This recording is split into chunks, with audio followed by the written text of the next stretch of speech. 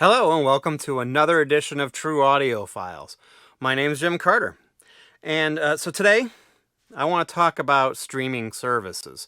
Things like Tidal or Qobuz or Spotify, which is probably one of the most popular, and Apple Music.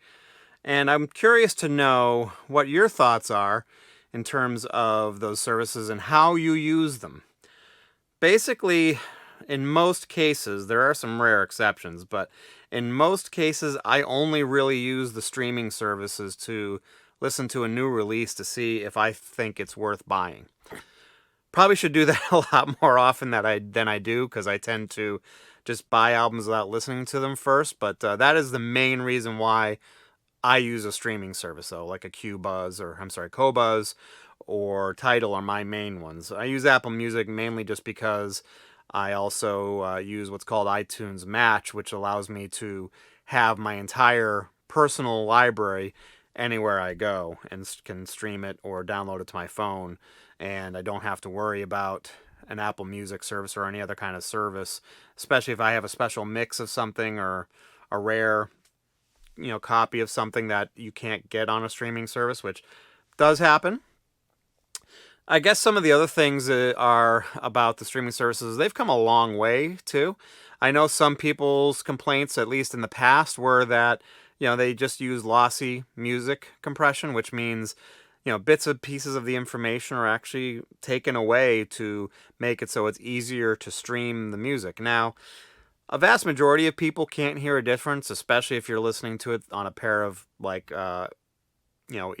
earphones that you got with your phone, or an inexpensive Bluetooth speaker or things on that nature. So in most of those cases, if you're listening to it through that or through a laptop or something like that, you're most likely not going to hear a difference.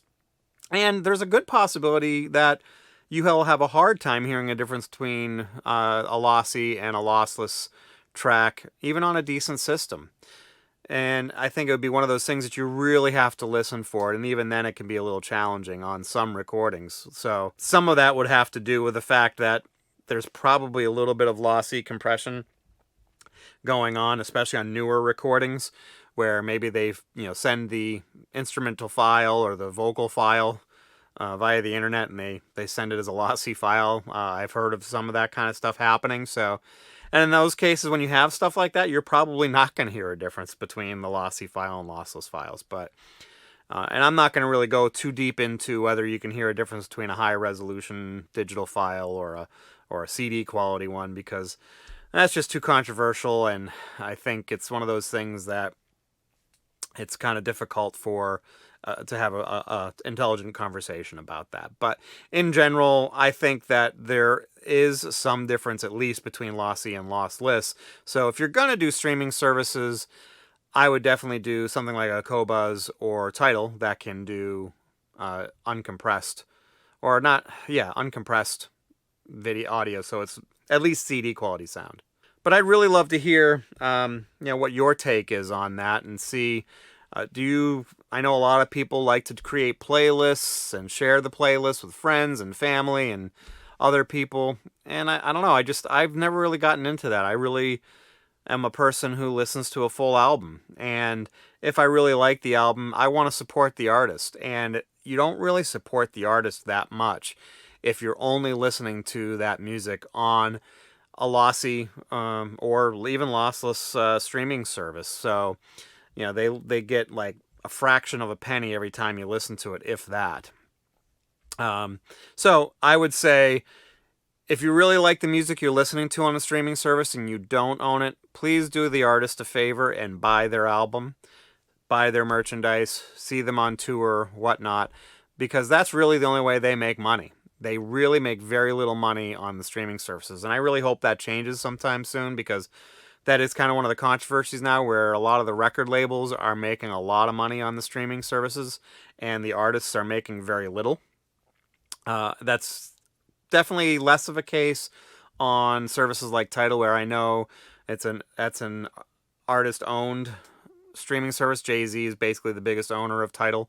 So, and in turn, you actually get more money from them as an artist than the label would be getting in comparison to places like Spotify and Apple. So definitely a good place to go. I really, really like Qobuz a lot, though. It's a relatively new service for the United States, but they have pretty much all the stuff available for the most part in lossless that you can stream. You can also go to their store and buy downloads. I actually bought a service they call Sublime. I think it's Sublime Plus, which you pay a year out in advance, and it's probably about the same cost as if you were to buy it monthly, but you also get a dramatic discount on the file downloads if you want to buy the albums.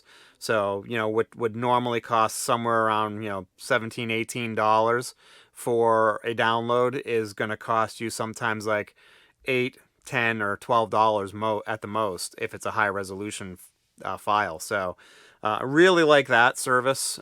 The Tidal service is really good, especially for those people who are into a new compression format, if you will, for lack of a better term. It's called MQA, Master Quality Authentication, I think is the short name for it, the long name for it. But if you have a digital to analog converter that has MQA built into it, a lot of those Tidal files that are master, quote unquote, master files, if you will, quotation master files, they can be, for lack of a better term, unfolded to give you a better sound quality. And they try to do some repairing of what some DACs have on them in terms of jitter, starting to get a little deep and technical. But some people would argue that the MQA files sound better. Some would argue that they like the standard high-res files better. It's one of those things that to each their own. Whatever they like best is awesome. Just it's good to have that knowledge. But I think that's all I really wanted to say about the streaming services. I use them, especially when I'm at home and I'm just kind of listening to stuff in the background. I think that's a great time to use them, especially if it's something like a Spotify or an Apple where it's a lossy compression format. But they're also awesome to listen to a new album that comes out, and if you like the album, you buy it, which is what I do on a pretty regular basis. But I would love to hear your take. That's everything I've got. If you liked what you heard here, please like the video. If you like what you're seeing in general, please subscribe to my videos. And if you want to hit the alert button, you'll get to know when my new videos come out. And please comment in the comment section. I'd love to hear your take on streaming services and how you use them, if you use them at all, if you create playlists, things on that nature. That is all for this video. Thank you very much, and you have a great day.